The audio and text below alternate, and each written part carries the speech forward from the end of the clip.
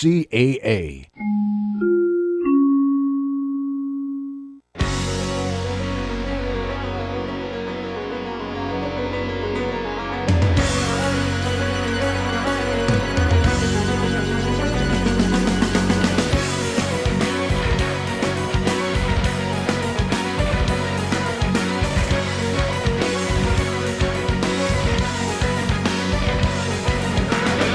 Live and in color from the NBC News radio broadcasting studios of KCAA, 1050 AM, 102.3 FM, and 106.5 FM, located in beautiful Southern California, and in parallel from the Turfs Up radio studio in Fort Lauderdale, Florida. Thanks for tuning in to the Water Zone show this evening.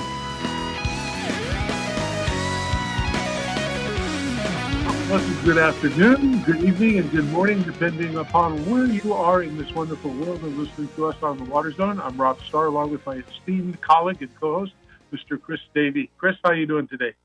I'm doing great, buddy. Nice to know you think of me as steamed, but Esteemed. Esteemed. Yeah. No, I'm doing great, Rob. As you know, just got back from a little 3-4 day vacation up into the Eastern Sierras where I went trout fishing, and as the saying goes, we slayed 'em, brother. But you can only take 5 per day. Yeah. Correct. Too bad you couldn't hide more under the boat. Well, that's where they all are. They're all under the boat. Yeah. Your small batch of 40 that you caught, so that was awesome. Oh yeah, it was good. We had a great time. Went to 4 to 5 different lakes up there and fished the streams. Also, streams were hard to get to. They're very overgrown, Robin. It was hard to get into the streams, but we had some fun. Good. That's excellent. And we have a wonderful person who's back and safe. And we didn't know she was heading out of town, but she had to go out of town on some personal business. Miss Chris Austin. Chris, how are you? Hey, I'm doing great today. How are you guys doing? We're good, and we miss Awesome. you a lot, and our audience miss you a lot. Well, it is a fine, beautiful fall day up here. Finally getting a little bit cooler, starting to feel like actual fall. Are you getting fall there? Chris, Davey, what do you have over there? Negative. It was 90 today, but it was nice. But I just came back from where it was fall, and the colors of the leaves on the trees are changing color up there, especially the aspens, the quaking aspens, as they call them. It was beautiful. Rob, I think I sent you a picture of the beautiful, beautiful yellow and orange and reds, Yep. And it was gorgeous. Oh, yes. The Eastern Sierra is beautiful this time of year. Oh, and it didn't let me down. It'll be good for a background color. Yeah. Good idea. Yeah. Well, So, here right now it's 104, sunny. Last night was beautiful. I sat outside. Pam had to go somewhere to a meeting, and I went with her. But I didn't go into the meeting. I sat outside. It was just beautiful. It was around 80-something degrees, but beautiful. Nice little breeze and really nice weather. So, Chris, since you weren't around last week, Mr. Davey and I try to cover some of your stuff, but I know you have the latest and greatest of what's happening this week. So what do you know? okay, well, actually, this week is a little bit calmer than last week. There was a lot that was going on last week. I guess, the biggest story of last week was the completion of the Klamath Dam's removal. So all 4 dams have been removed. All the equipment has been removed from the website. The river now is free-flowing, and they have even seen some salmon in the river now. So, yeah, so it's going to be really exciting to see what happens from here. You know, there's the skeptics and those that did not want to see the dams removed often pointed to the impacts to salmon. And they did point out that by removing the dams, there was a lot of sediment buildup behind the dams. So there's been a big flush of sediment down the river. And that is going to impact salmon populations because there was probably in areas in the lower river, there was probably nests of eggs that got covered by that. they knew that the sediment was going to happen. So it's really now this year. Now that the sediment's down, it's what happens from this point on. So they removed the dam up in Washington on the Elwha River, and the salmon there are thriving, and they came back very quickly, quicker than they thought that they would. So it will be interesting to see what happens on the Klamath. We'll have to send Mr. Davy up on a fishing trip to tell us which is the best place to go now for the salmon. I'll test out the waters for you. Okay, I know you will. Well, I do believe that they did close salmon fishing this year, if my memory serves me correctly. So we're going to hope that next year there will be salmon fishing. We're going to hope for that. So. Yeah. You're absolutely correct, Chris. That's exactly what they did. But I was very surprised to read on the notebook today that they'd actually already seen salmon. I think you just mentioned that, Chris. I may be duplicating what you just said, but they've already seen salmon. Unbelievable. Yeah, no, so they will come back. I'm sure of it. It's happened in other dam removals, so it'll be very exciting to see what happens. Oh. Yes. So what else you got? Oh, I guess the other big story last week was the discussion on this really strange-sounding thing called Fall X2, which is an action that they take in the rivers to boost habitat for Delta smelt. And it does involve releasing some extra water down the rivers and to create this habit, in the western Delta. And it was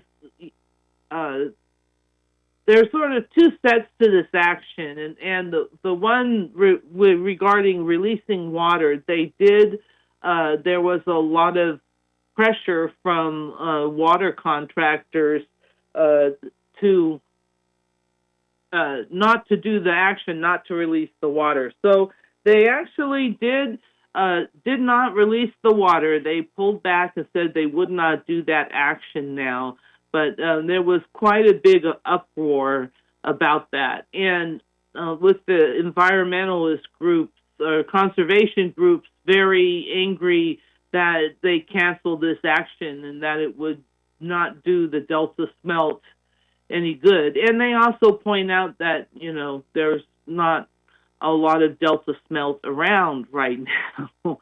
They're kind of they've not been coming up on surveys. But one thing they have been doing, they have a hatchery for Delta smelt, and they have been releasing hatchery Delta smelt in some of the areas of the Delta. But again, we're not, so far we are not seeing an abundance of Delta smelt. So, and there was also some real questions about whether that fall action with releasing the water is really effective. It's something that they've been working on and talking about since like 2008, 2009, but there doesn't seem to be overwhelming evidence that it is useful to do that. So we'll see. We'll see what happens next year. It certainly will be a topic of discussion. Yep. Yep. You think they're going to get a bunch of backup of the Delta smelt that gets caught in the fans and all that again, like they had before? No, I don't think we're going to see that abundance of Delta smelt that's going to cause any problems like that. The Delta smelt used to be plentiful in the Delta. You swim in big schools. There was lots and lots of Delta smelt. So it's really saying something that there isn't any or very few Delta smelt, And it's like the Delta smelt is not a commercial fish, and it gets dumped on a lot by people that are kind of against these regulations. And you might wonder why do we worry so much about this little fish, but they kind of think of the Delta smelt as an indicator species. And if things, if we manage to make one of the most abundant fish in the Delta go extinct, what does that mean for other species in the system? And, right on the heels, we are having salmon and sturgeon populations that aren't doing well. Sturgeon, especially, they had that big algae bloom in San Francisco Bay last year. It killed a lot of white sturgeon, and now white sturgeon are being considered for, becoming a listed species. So, it's not good to be losing all these species, and what does that mean for the overall ecosystem? So the Delta smelt, I have to ask this question because I don't know the answer to it. Is it sticks around, or we keep it around so it helps feed other species? Well, there are just some species in the food chain that are meant to be eaten, and I'm not sure. I'm sure that the Delta smelt gets eaten by some fish. That's kind of what the small fish. That's what happens to a lot of small fish.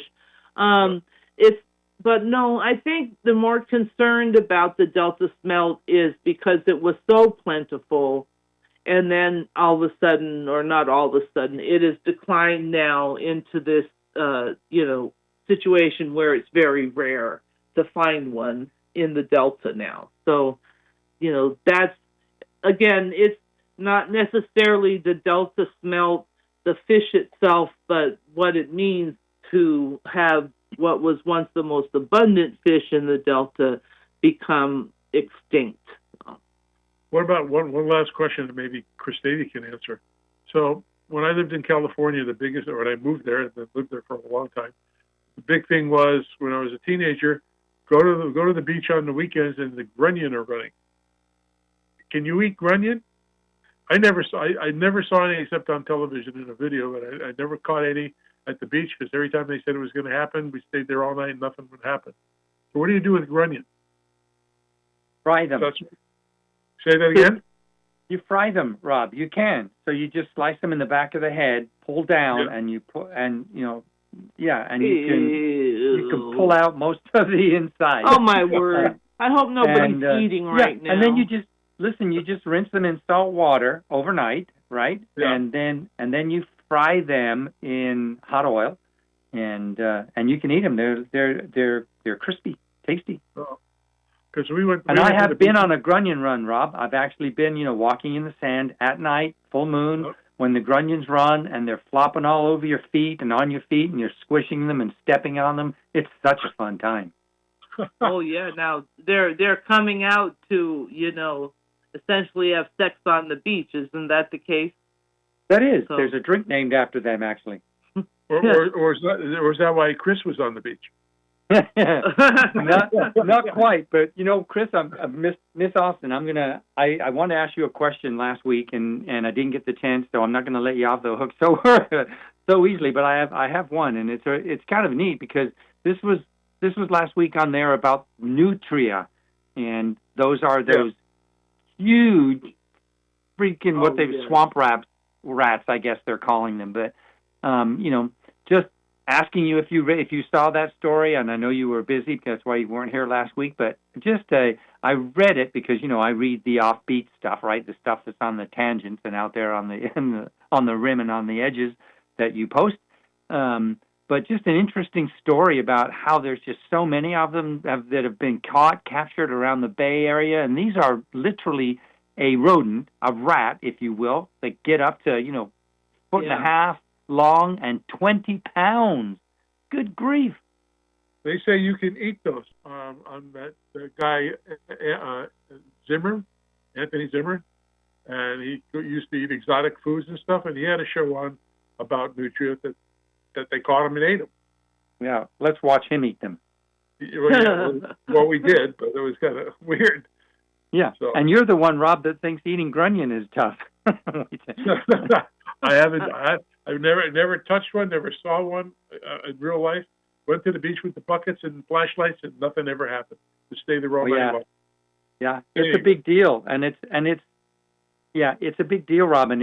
It's really catch and catch can is as to where they're going to come up on the beach. You just have to be in the right place at the right time because they don't go everywhere.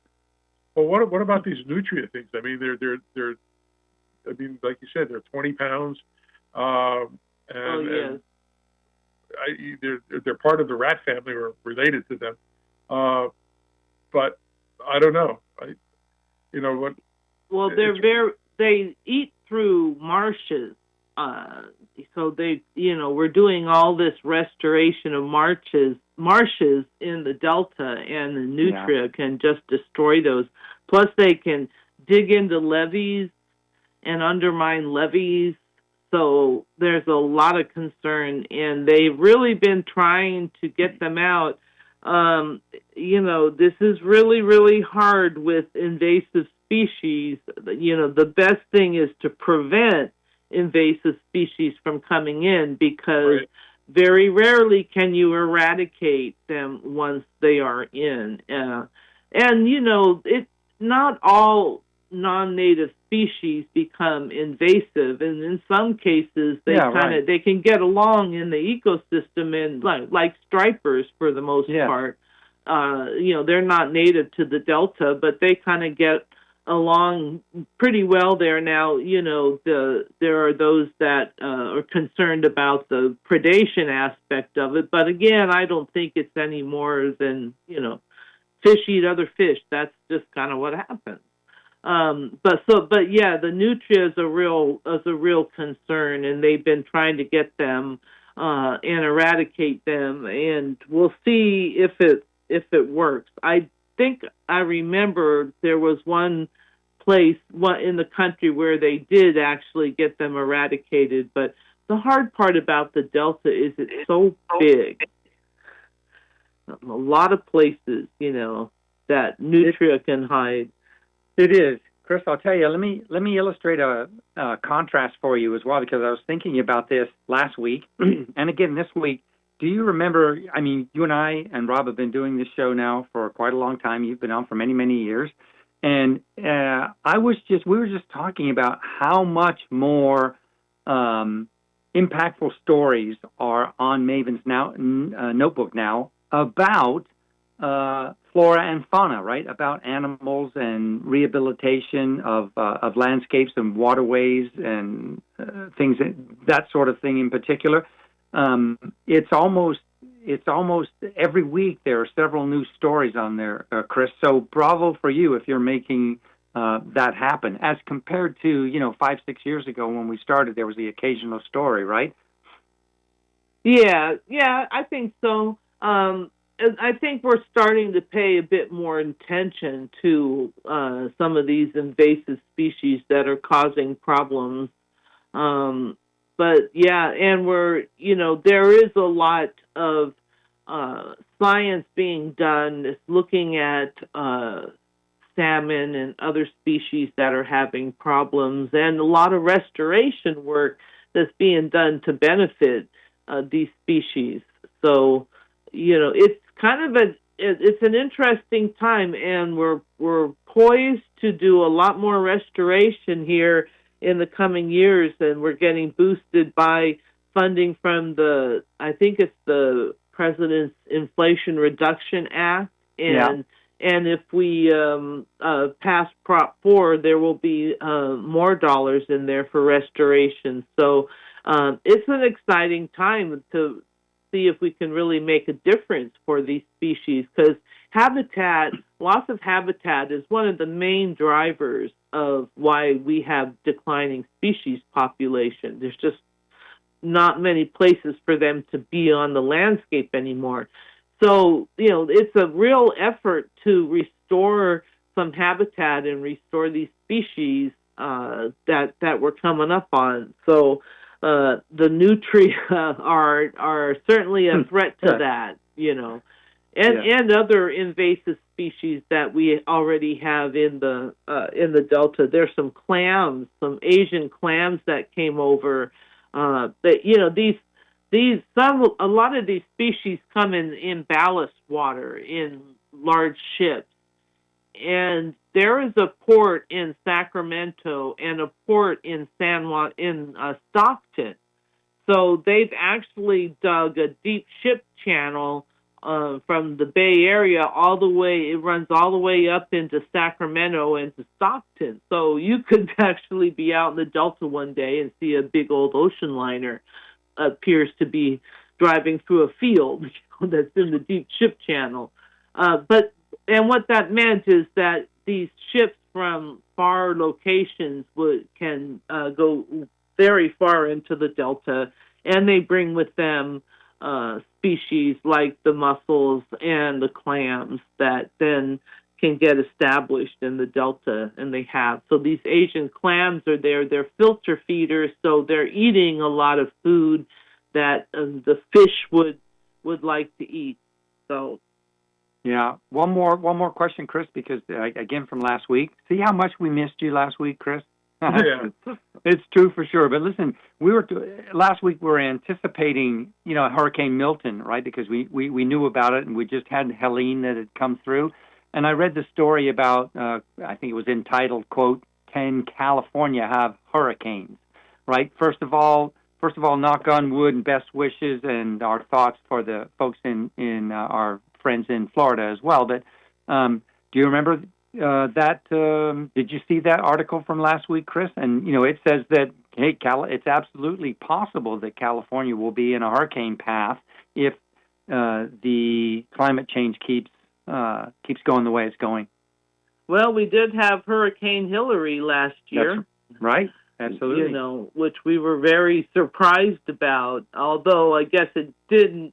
It had really weakened further when it came on our land, so I guess they didn't consider it a hurricane when it finally arrived. But yeah, apparently I'm looking at the article right now. So yeah, it could happen.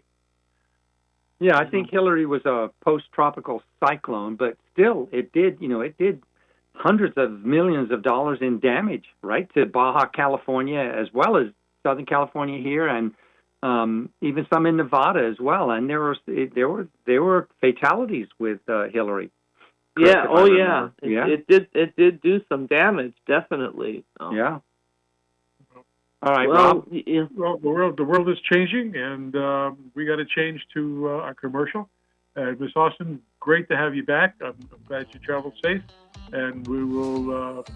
You're going to be around next week, is that correct? Not next week. Not next week. Okay. But then after that. All right, Chris Davey and I will do our best to see if we can replicate what you present. So probably won't do as good as you, but we'll try. Anyway, Chris, you travel safe, and we'll talk to you in 2 weeks. All right. Have a good evening, everyone. Have a great week, Chris. Okay, we're going to take a little break and be back with our featured guest, a very interesting person, and we're going to have a great conversation. So stick around. We'll be back in just a moment.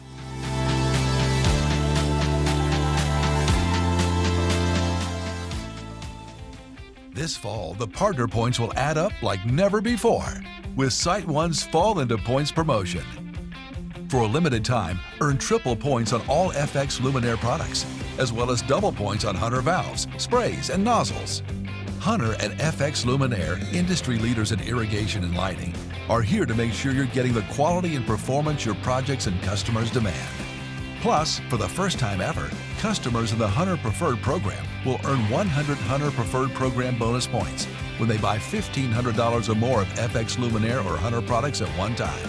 Get ready to fall into points this September and October at SiteOne.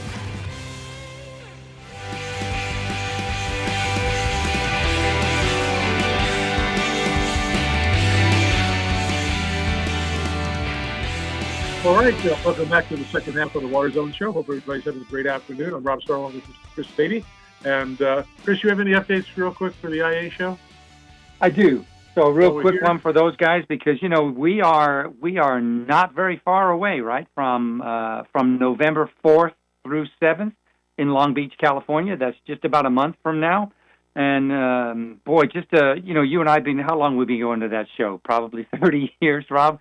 don't want to put an exclamation point on it, but listen, guys. I mean, you can have access to hundreds and hundreds of exhibitors just from around this area as well as around the world at the 2024 Irrigation Show and Education Week.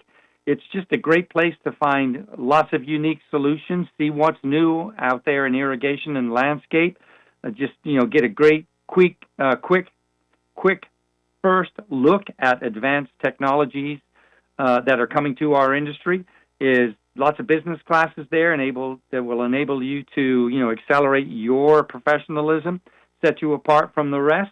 If you plan on going, that's great. Rob and I will see you there. We'll be there. If you aren't and you're interested in going, just go to irrigationshow.org, irrigationshow.org on the web, and sign up. All right, Rob.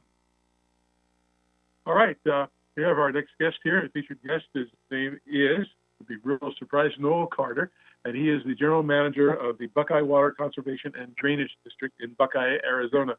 And we're sure looking forward to talking to him. So good afternoon. How are you doing today, Noel? Oh, Rob, I'm doing well, and I really appreciate you having me on the show, and look forward to having a good conversation with you. Yeah, us too. We're having a little bit of communication problems. So I was pausing there because the thing came up on my screen saying it wasn't connected, but we are connected. So we'll all hear.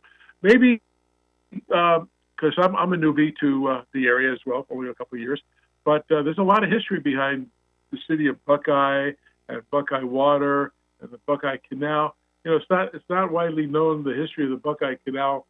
Reflects to a dramatic story and history in the development of arid regions of the American Westland.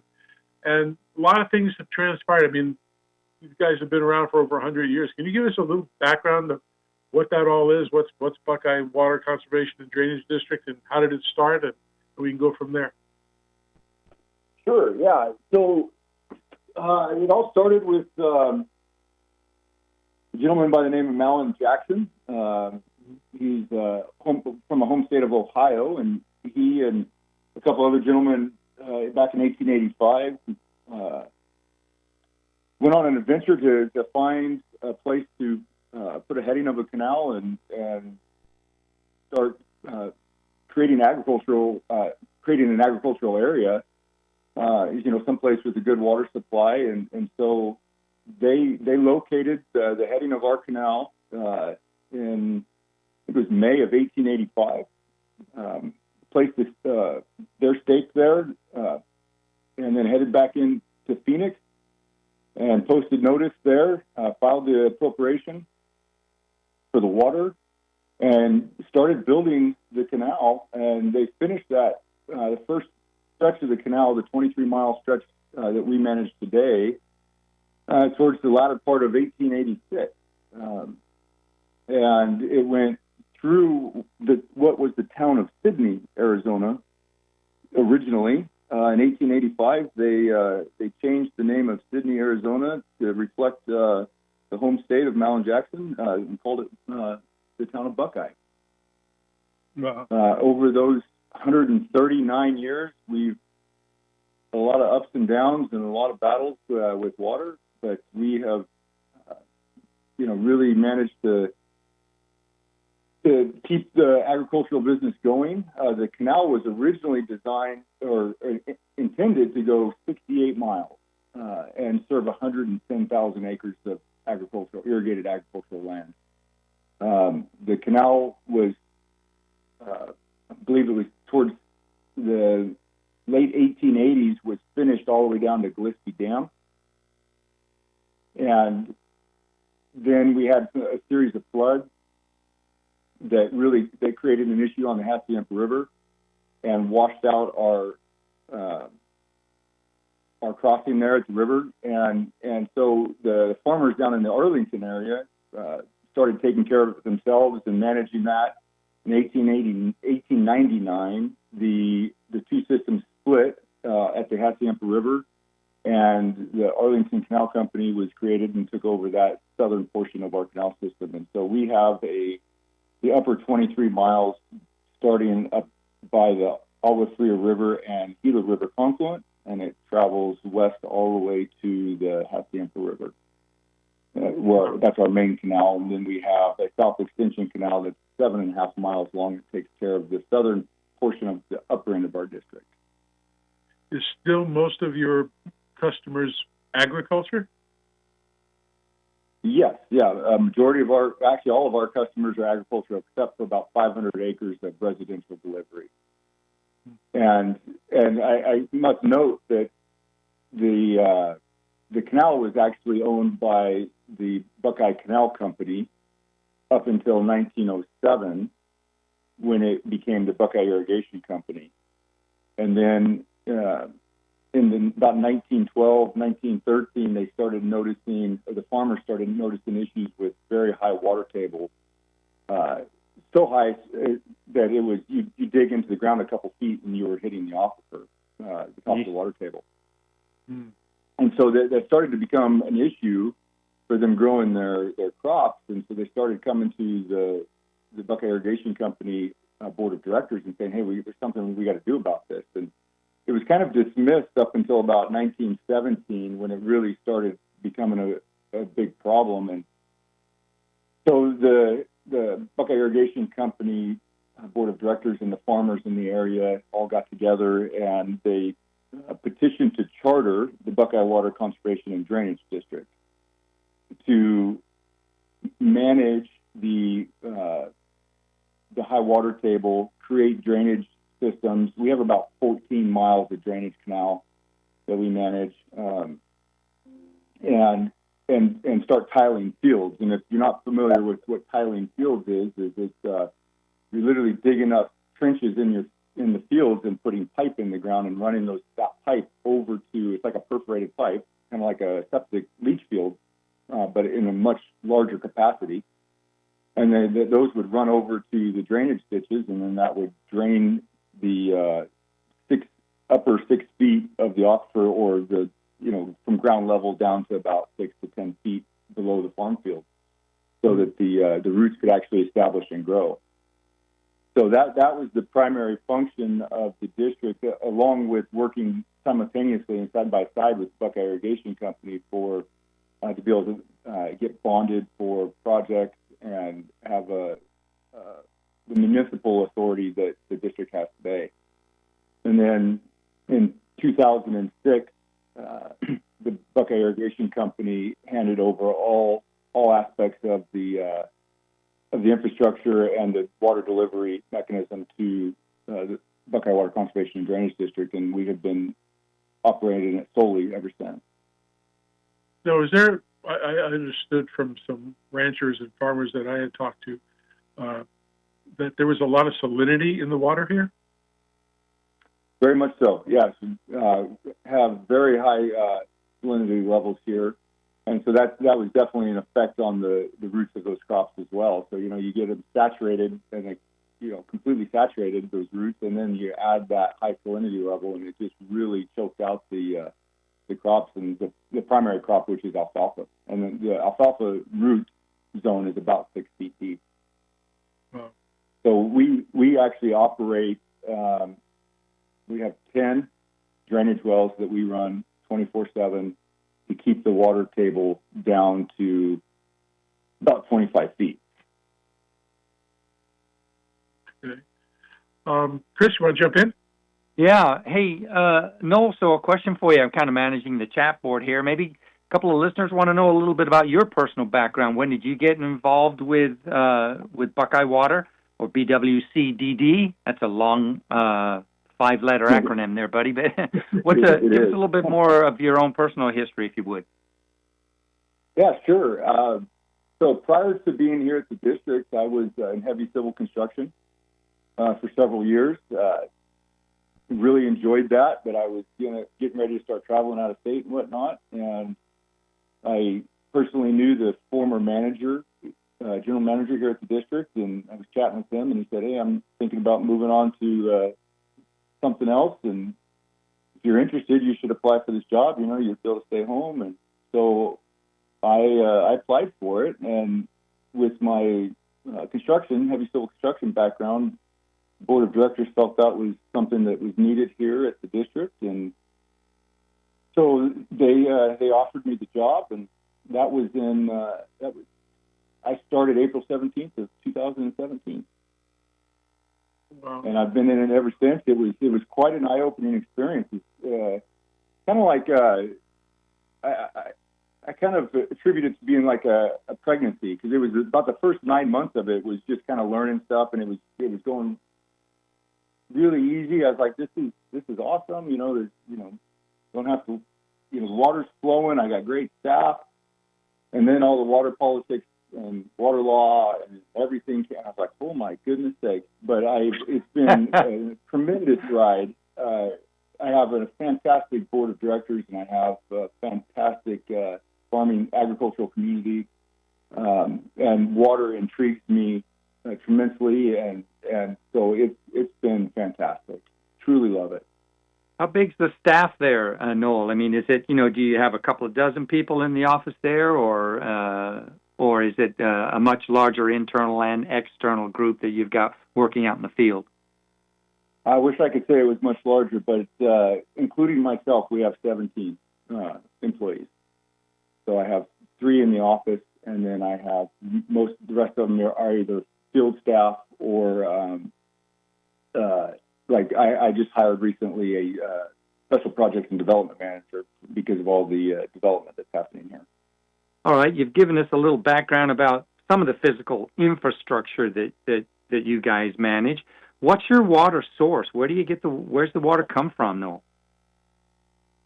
So we have decreed surface water rights. They were decreed in the Benson versus Allison case back in 1917, and they were perfected in 1919. So those surface water rights come from the Salt River, the Verde River, Olive Tree River, and the Gila River. And then we also have irrigation grandfathered rights for pumping the water from the aquifer. And that's what served. I'm sorry, go ahead. No, I was going to ask. Go ahead and finish. I had just a question on going back to salinity and desal inland stuff. Is that something you guys are looking at? We looked at that possibility several years ago, and it just turned out to not be beneficial. We spoke with multiple companies on it, and it just cost-wise and managing the brine discharge of that created a lot of issues, and the cost was just too much.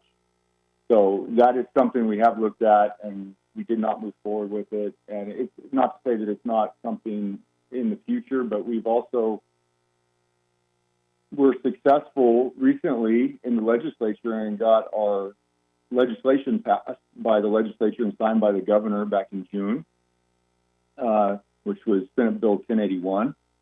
And what that does is it allows a designation of assured water supply just within our district boundary, and which is something that's not ever been done, because typically a city, if they want to get a designation of assured water supply, it has to include the entirety of the city service area. And the city of Buckeye was having a lot of troubles with getting a designation, and so we thought that, as much development's coming here, and the value of the ag land was kind of diminished to some extent when the CAGRD was put in or established back in the 1990s, early 90s. We thought that we could help the city of Buckeye, and we went forward with this bill. It got passed, and what it does is it allows us to work with the city of Buckeye. We are the managers essentially of all the surface water rights in the district. So the surface water rights belong to the land, but we serve those landowners and that land the water. And so the 1081 bill allows the city of Buckeye to be another agent on behalf of the landowners, which we would deliver the surface water to the city. They would treat it and then send it back to the pertinent lands, the lands that have the decreed right, which allows for them to have a 100-year assured water supply within our district boundary.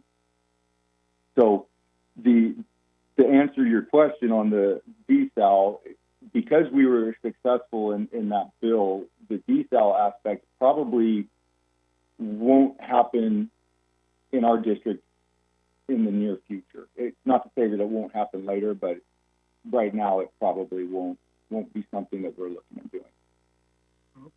Well, Buckeye's supposed to be the fastest growing city in the U.S., and I know north of the freeway and also. I lost you there. You there? Yeah. There you are.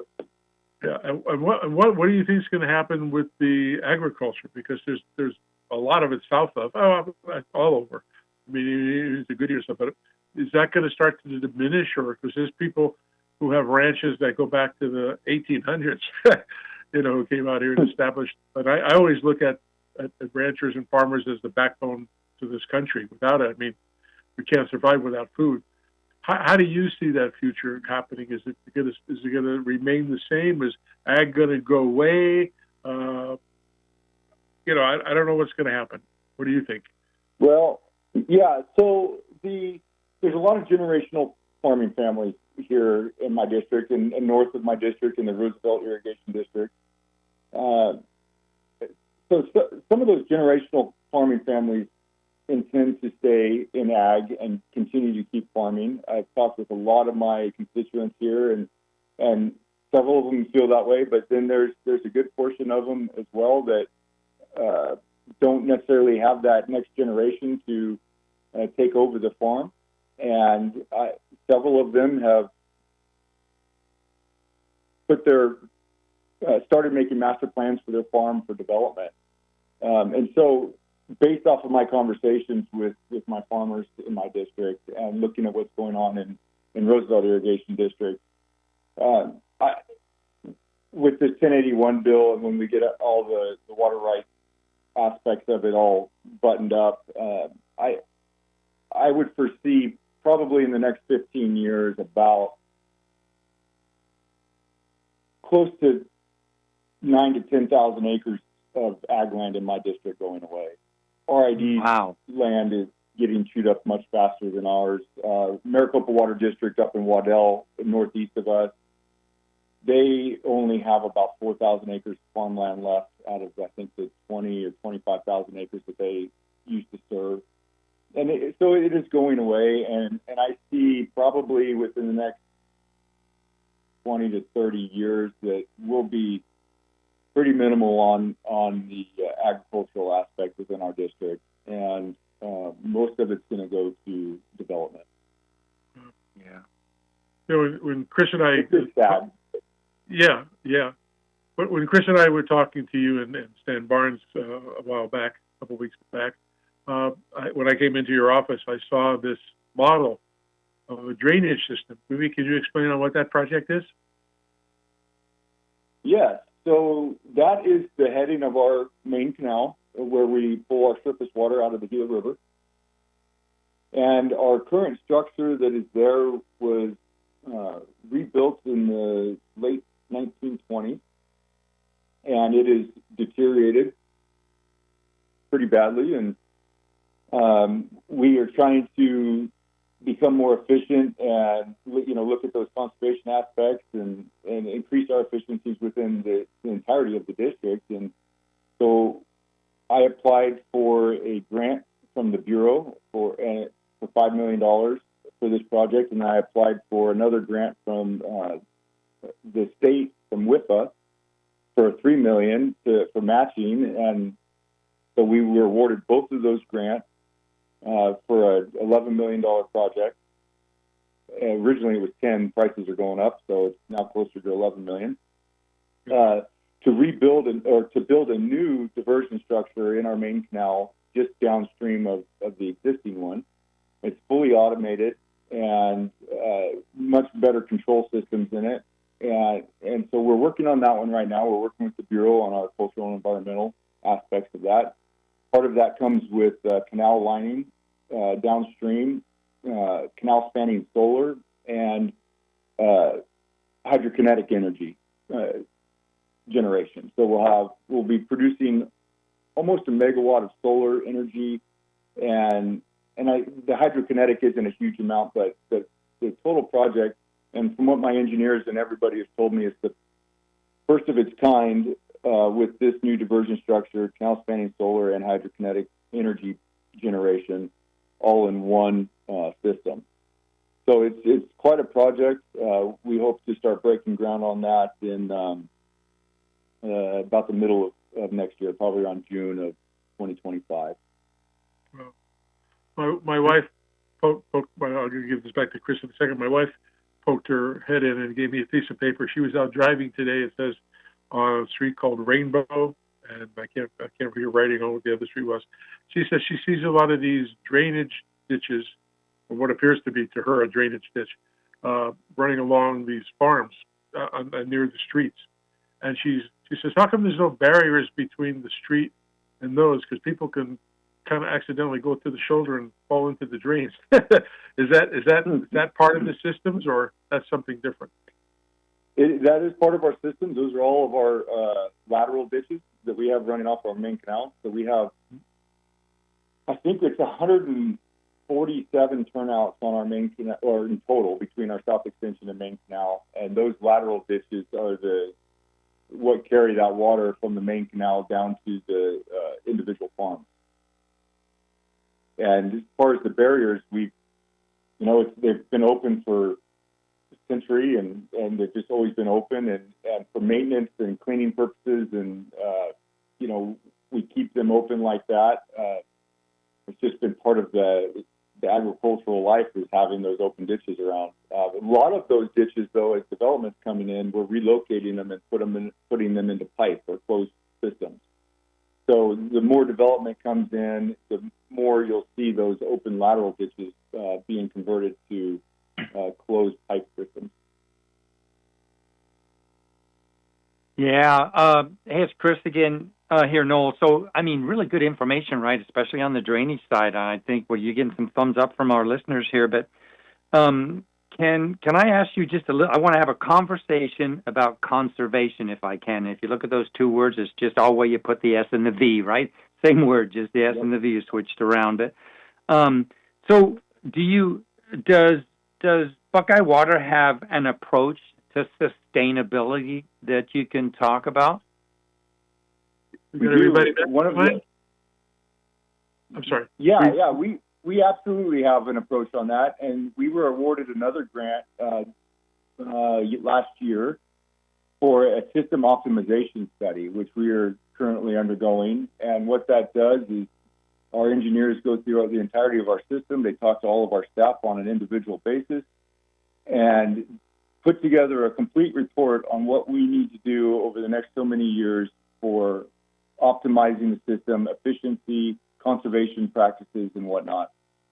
What I can tell you is that after I started here, I really started looking at the numbers of what we were delivering, what we were spilling, what we were, putting on the crops.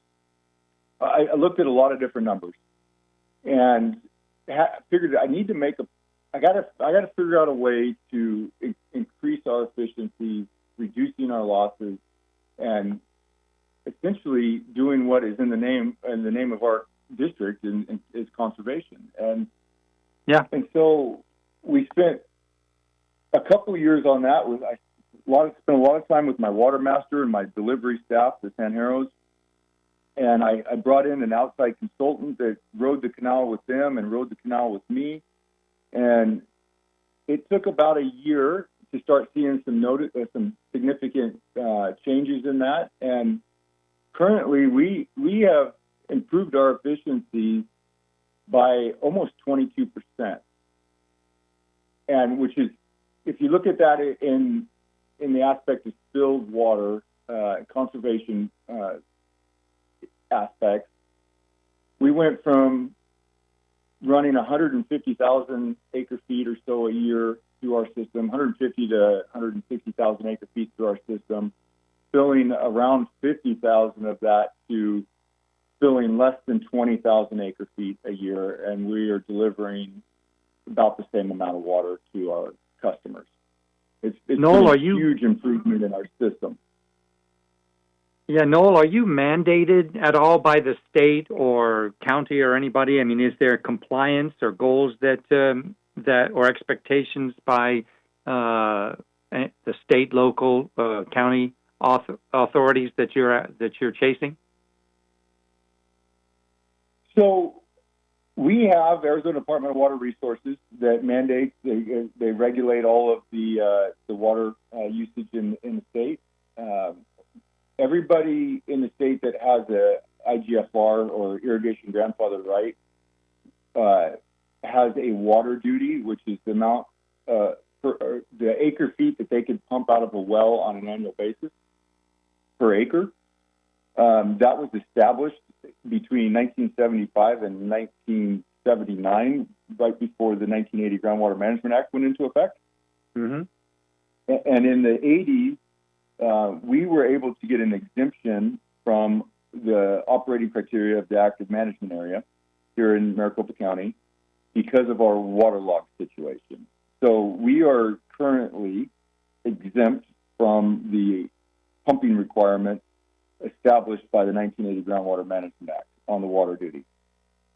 So we can pump what we need to put on our lands, on our crops for, to pump the difference that we need in which we don't get in surface water, to put on the lands to grow the crops based off of the salinity levels and the leaching requirements. Because of those salinity levels, ADWR has actually given us there's a formula that they came up with, a leaching allowance formula based off the crop type and the salinity levels, soil type. It's a long formula, but you take your water duty and then you run this formula and it gives you what you should be putting on the crop.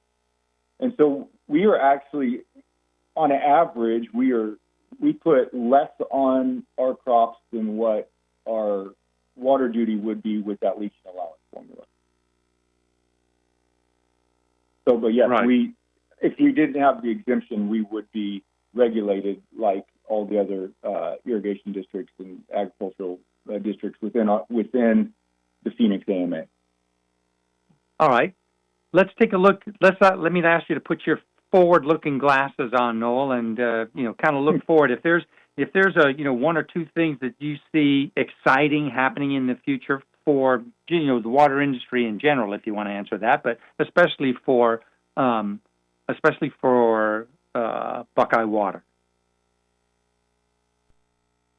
Sure. Yeah. We've got a lot of long-standing agreements from past litigation type situations, and we have actually started making a lot of progress on permanent agreements, and it's been just recently we got really made some headway and progress, and so as far as the water situation, I think we're going to be in a really good established place here within the next couple of years, and really help with the development out here in our district. One quick question, Noel, and I'm sorry for my disconnections back and forth to the studio. We're having a little problem. But real quick, in the minute we have left, what do you think is the number one, or you consider the number one issue with water in Buckeye? Number one issue with water in Buckeye is the availability for the city. The governor put a moratorium on groundwater pumping a year ago, in June, I think it was. A year ago, and so that has really hindered the city of Buckeye. And so, with our help, they will be able to get past that. But that is the number one situation: is the municipal supply of water for the city. Excellent. Well, thanks. We really appreciate you coming on the show and just doing a 50,000-foot view of your agency and what's happening. I was really impressed when I met with you and Stan, and love to get people around the country to know what you guys do. Because every operation is different, and we do appreciate that for coming on the Water Zone today. Yes, sir. Thank you for having me. You all have a wonderful rest of your week. Okay. You too, Noel. Thanks. Yep. Bye-bye. This is Chris, and I want to tell everybody thanks for listening in today. And remember, we always tell you to help our planet blue. Because if you like green, you got to have blue. Mr. Davey, you have a great week. Right back at you, sir. Thanks for tuning in, everybody. Have a great week.